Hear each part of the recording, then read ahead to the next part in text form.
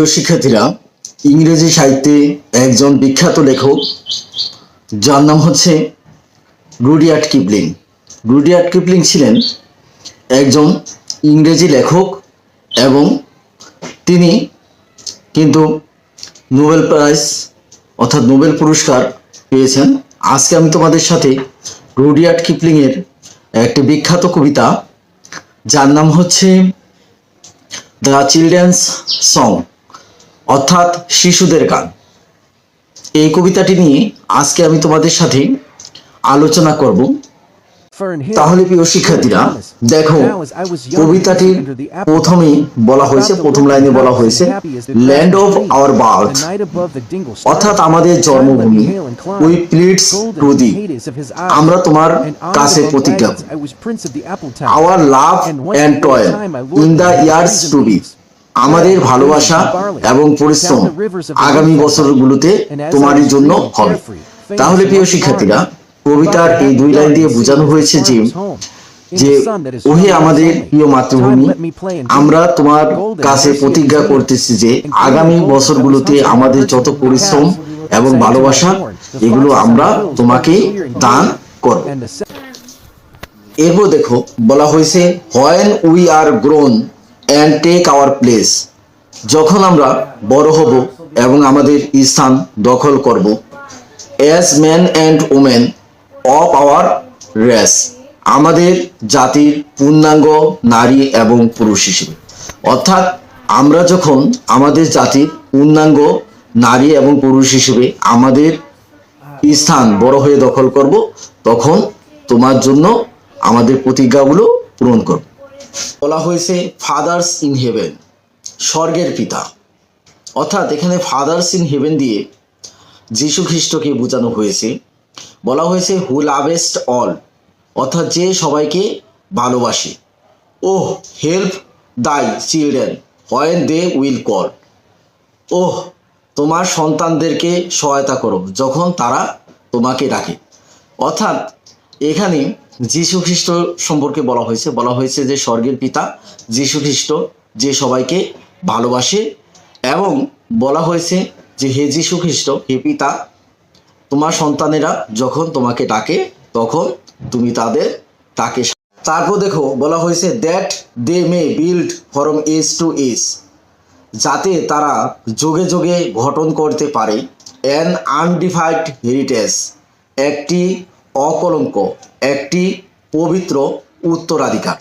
তাহলে এখানে যীশু খ্রিস্টকে আহ্বান করা হয়েছে যে যাতে তার সন্তানেরা একটা পবিত্র এবং অকলঙ্ক জাতি যুগে যুগে গঠন করতে পারে, সেজন্য যীশু খ্রিস্ট যেন তাদেরকে সহায়তা করে। Teach us to bear the yoke in youth, আমাদেরকে শৈশবে জোয়াল বহন করতে হয় কিভাবে এটা শিক্ষা দাও। With steadfastness and careful truth, ধীরতার সাথে এবং সততার সাথে।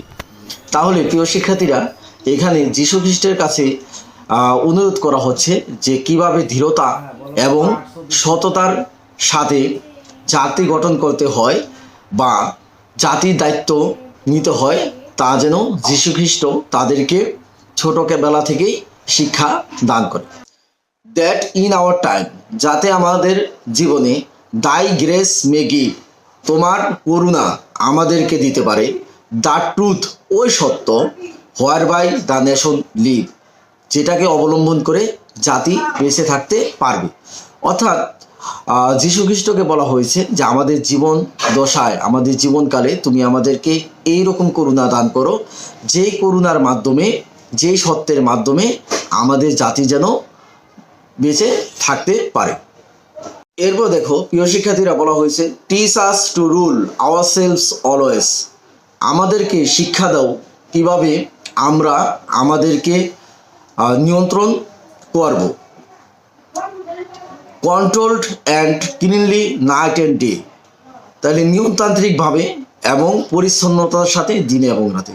অর্থাৎ এখানে যীশু খ্রিস্টকে আহ্বান করা হয়েছে আমাদেরকে ওই শিক্ষা দাও যে শিক্ষার দ্বারা আমরা দিনে এবং রাতে আমরা নিজেদেরকে নিয়ন্ত্রণ করতে পারো।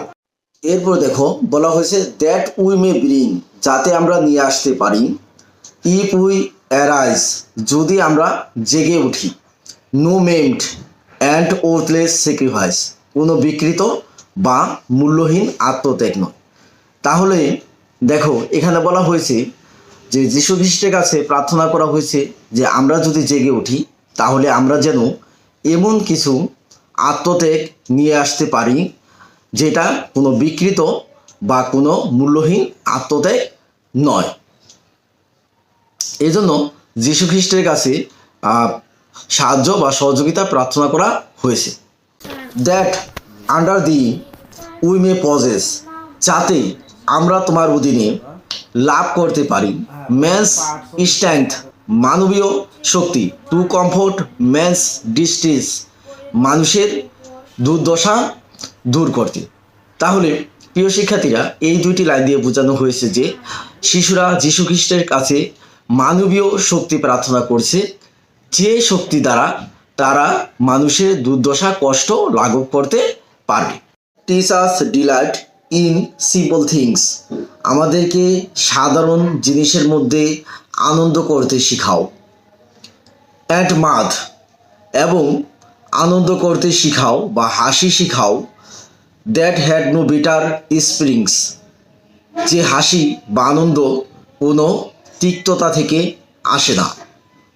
তাহলে দেখো প্রিয় শিক্ষার্থীরা, এই দুটি লাইনই শিশুরা যিশুর কাছে প্রার্থনা করেছে তারা যেন সাধারণ জিনিসের নিয়ে আনন্দ করতে পারে এবং তারা যেন এমন হাসি বা আনন্দ করতে পারে যেটা কোনো তিক্ততা থেকে আসে না, অর্থাৎ যা কোনো মানুষের মনে কোনো প্রকার তিক্ততার অনুভূতি বা কষ্ট বোধ জাগিয়ে তোলে না। ফরগিভনেস ফ্রি অফ ইভিল ডান, তাহলে এখানে বলা হয়েছে যে প্রত্যেকটা খারাপ কাজের জন্য অবশ্যই সত্যহীন ক্ষমা থাকবে। And love to all man need the sun, এবং এই পৃথিবীতে যত মানুষ আছে তাদেরকে অবশ্যই ভালোবাসতে হবে। তাহলে প্রিয় শিক্ষার্থীরা, এখানে বলা হয়েছে যে অবশ্যই প্রত্যেকটা খারাপ কাজের জন্য সত্যহীন ক্ষমা থাকবে এবং এই পৃথিবীতে যত মানুষ আছে তাদের সকলকে ভালোবাসতে হবে। Land of our birth, our faith, our pride, আমাদের জন্মভূমি, আমাদের বিশ্বাসের জায়গা, আমাদের গর্বের জায়গা। For whose dear sake our fathers died, যার কল্যাণের জন্য, যার ভালোবাসার জন্য আমাদের পূর্বপুরুষেরা বা আমাদের বাবারা মৃত্যুবরণ করেছিলেন। তাহলে প্রিয় শিক্ষার্থীরা, এখানে বলা হয়েছে যে এই লাইন দুটি দিয়ে বোঝানো হয়েছে যে মাতৃভূমি হলো আমাদের জন্মস্থান, এটা হলো আমাদের বিশ্বাসের জায়গা এবং এটা হলো আমাদের গর্বের একটা জায়গা, এবং এই মাতৃভূমির ভালোবাসার জন্য আমাদের পূর্বপুরুষগণ তাদের জীবন উৎসর্গ করেছিল।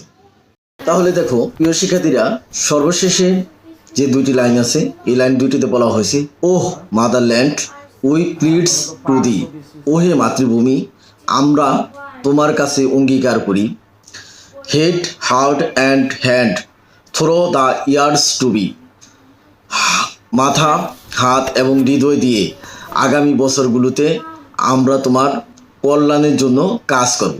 তাহলে এখানে দেখো প্রিয় শিক্ষার্থীরা, এই লাইন দুটি দিয়ে বোঝানো হয়েছে যে ওহে প্রিয় মাতৃভূমি, তোমার কাছে অঙ্গীকার করতেছি যে আমাদের মাথা হৃদয় এবং হাত খাটিয়ে মাতৃভূমির জন্য, তার কল্যাণের জন্য আমরা আগামী বছরগুলোতে কাজ করে যাব। তাহলে প্রিয় শিক্ষার্থীরা, আজকের ভিডিওটি যদি তোমাদের ভালো লেগে থাকে তাহলে এই ভিডিওটি অনেক অনেক বেশি লাইক এবং সাবস্ক্রাইব করবে এবং শেয়ার করবে, যাতে এই ভিডিওটি অন্যান্য শিক্ষার্থীদের কাছে খুব দ্রুততম সময়ে পৌঁছে যেতে পারে। তোমাদের সকলের সুস্বাস্থ্য এবং মঙ্গল কামনা করে আজকের মতো এখানে বিদায় নিচ্ছি। আল্লাহ হাফেজ। আসসালামু আলাইকুম।